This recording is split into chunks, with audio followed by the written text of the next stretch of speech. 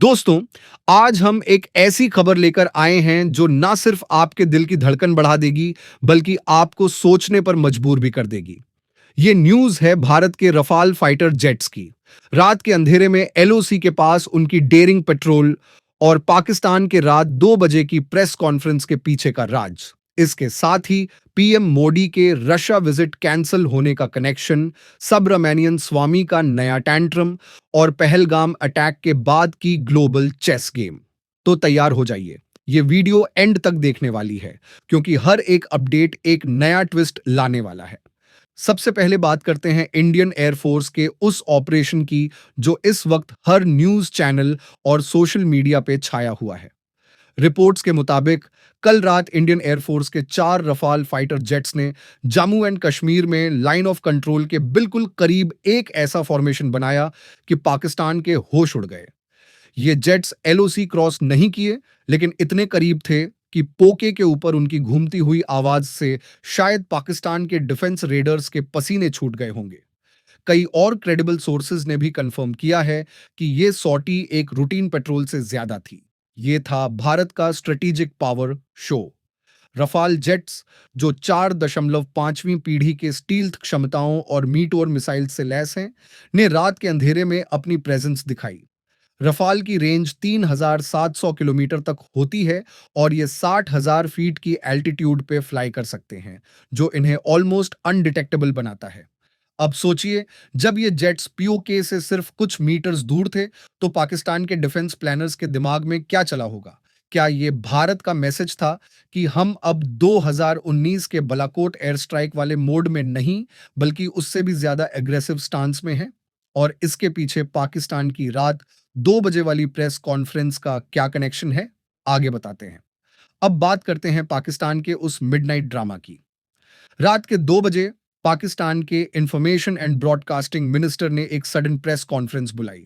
Social media पे तो memes बन रहे हैं कि पाकिस्तान ने शायद डर के मारे नींद की गोली खा ली थी। लेकिन सीरियसली, इस प्रेस कॉन्फ्रेंस में कोई सॉलिड इन्फो नहीं दी गई। पाकिस्तान ने बस वही पुराना राग अलापा, भारत 24 से 36 घंटे में हम पे अटैक करने वाला है।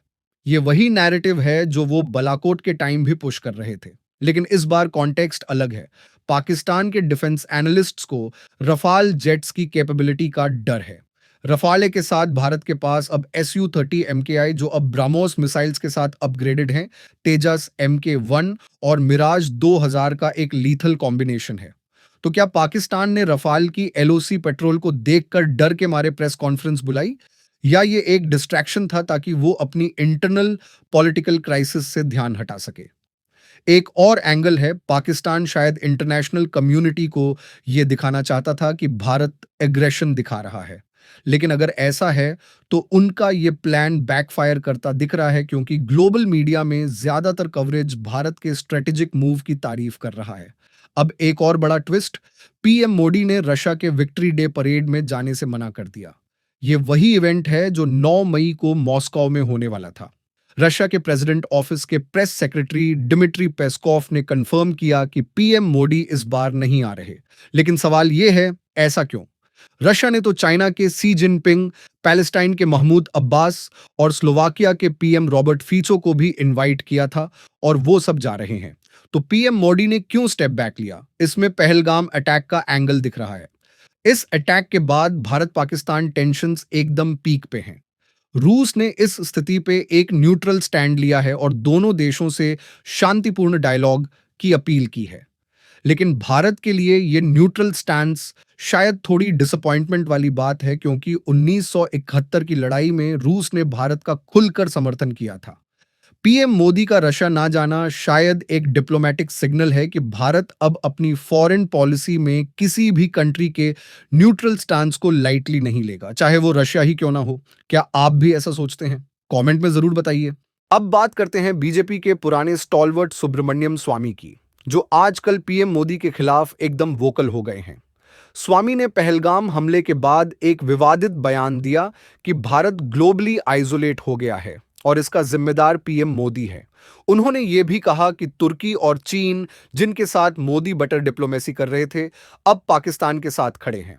स्वामी ने तो यहां तक कहा कि जब तक पीएम मोदी रिजाइन नहीं करते, भारत पाकिस्तान से डील नहीं कर सकता। ये बात थोड़ी शॉकिंग है क्योंकि स्वामी एक टाइम पे बीजेपी के कोर आइडियोलॉग थे।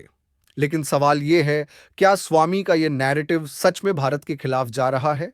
पलगाम अटैक के बाद 50 से ज्यादा देशों के नेताओं ने प्रधानमंत्री मोदी और विदेश मंत्री जयशंकर से सीधी बात की है। तुर्की ने खुलकर कहा कि उन्होंने पाकिस्तान को वेपन्स नहीं दिए और इजराइल, जो एक मेजर डिफेंस पार्टनर है, भारत के साथ खड़ा है। तो क्या स्वामी का ये आउटबर्स्ट उनकी पर्सनल एजेंडा ड्रिवन है या वो सच में भारत के लिए कंसर्न्ड है? आपका क्या ख्याल है? एक और बड़ा अपडेट है पाकिस्तान नेशनल्स के लिए। भारत के होम मिनिस्ट्री ने एक स्ट्रिक्ट डेडलाइन दी है। भारत में मौजूद पाकिस्तानी पासपोर्ट होल्डर्स को कंट्री छोड़ना होगा, वरना अरेस्ट शुरू हो जाएंगे।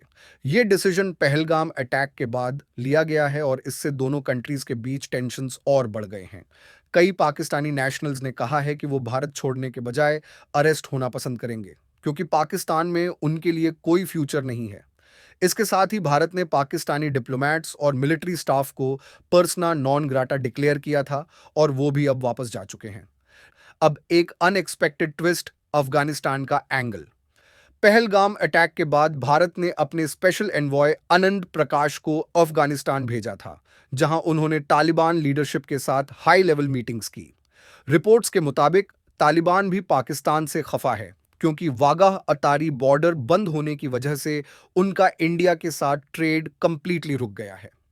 अफगानिस्तान इंडिया के साथ ड्राई फ्रूट्स, कारपेट्स और प्रेशियस स्टोन्स का बड़ा ट्रेड करता है और इस बंदी से उन्हें रोजाना करोड़ का नुकसान हो रहा है।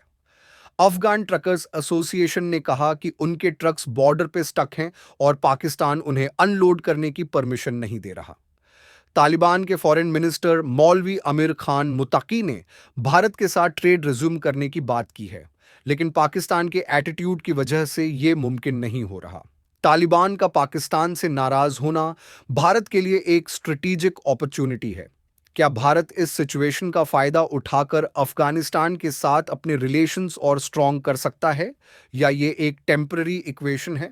दोस्तों, रफाल जेट्स का एलओसी पे पावर शो, पाकिस्तान का मिडनाइट ड्रामा, पीएम मोदी का रशिया विजिट कैंसिल, स्वामी का नया टैंट्रम, पाकिस्तानी नेशनल्स का अल्टीमेटम और अफगानिस्तान का अनएक्सपेक्टेड एंगल, ये सारे डेवलपमेंट्स दिखाते हैं कि ग्लोबल जियोपॉलिटिक्स में हर 24 घंटे में नए ट्विस्ट्स आ रहे हैं।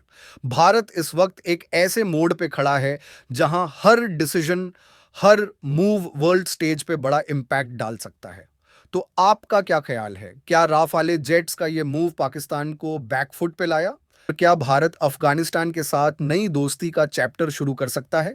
नीचे कमेंट करके अपने व्यूज जरूर शेयर करें। और अगर आपको ये वीडियो पसंद आई तो लाइक करें, चैनल को सब्सक्राइब करें और बेल आइकॉन दबाना ना भूलें, ताकि आप कोई भी इंपॉर्टेंट अपडेट मिस ना करें।